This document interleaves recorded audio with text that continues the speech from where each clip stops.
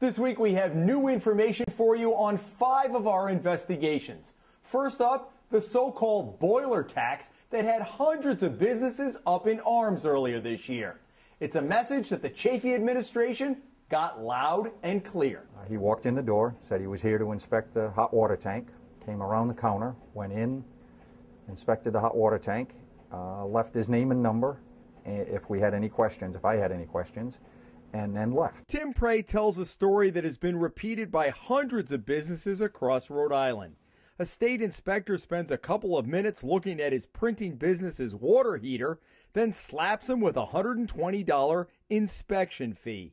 Prey calls it a tax. Since our story ran, the state has overhauled its regulations and will soon eliminate the water heater inspections for most businesses, deeming them unnecessary, something the businesses had been saying all along. Labor and Training Director Charlie Fogarty tells the Hummel Report boilers in large public gathering places like churches, schools, and daycares will still be inspected, but not the smaller businesses like Tim Prey's. In June, we told you about an ill-timed construction project in downtown Newport that kicked off right as the tourist season was getting underway. Well, it turns out that the business owner's concerns about economic catastrophe were well-founded. The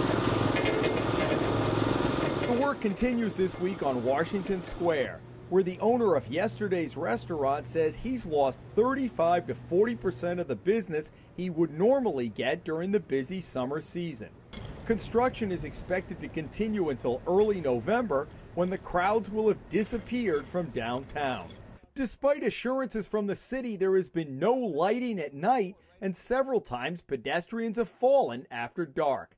No one disputes the finished product, but merchants are still shaking their heads over City Hall's tin ear on the timing. Rehoboth continues to be a wealth of information, from the now ex-chief to a polarizing political figure who finds himself deposed as the chairman of a key town committee. This is the last week Stephen Enos gets a paycheck from the taxpayers of Rehoboth. The embattled chief has been on paid suspension since May, and this month marks the end of his 3-year contract, which town selectmen voted not to renew after months of embarrassing revelations by the Hummel Report. We learned that Enos, a former East Providence police lieutenant, applied to that city's council for a private investigator's license, but the EP council last week withdrew it after Enos did not show up for a hearing. Your company was there on Friday to install the line at the police station, National Securities. I don't know what you're talking about. Meanwhile, we've also learned that former selectman Christopher Mora has been booted as the chairman of the town's finance committee after selectmen discovered his business, National Security, had been paid for some of its work since 2003 at the police station. Mora told us in March he had donated his company's resources. We also found National Security billed the town for work it did on a telephone line one day in March. When we asked him about it, Mora told us he had no idea what we were talking about. In April 2010, we told you about a sweet deal that the police chief in Central Falls got from Mayor Charles Moreau. Well, last week, that deal turned sour. Joe Moran raised a few eyebrows when he retired after 25 years on the job, then reported the next day for work in his same position as chief. Moran started collecting his $50,000 pension, coupled with a new $70,000 a year contract from the mayor. But there's a new sheriff in Central Falls these days, State Receiver Robert Flanders, who first cut some of Moran's perks, then eliminated the chief's position altogether last week, putting Moran on the unemployment line.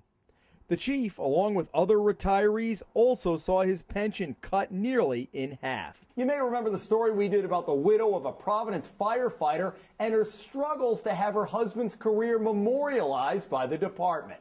Well, in June, she could finally say, mission accomplished. Michael Day's wife of 23 years, Cindy, designed a simple pin she envisioned her husband's colleagues wearing at dress ceremonies.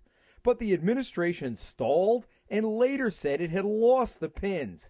Cindy Day had to go to court to get them back. But at the firefighters' ball in June, she finally got to hand them out. 5 years after Michael Day died in the line of duty. We have several ongoing investigations, so join us back here next week for a brand new Hummel Report.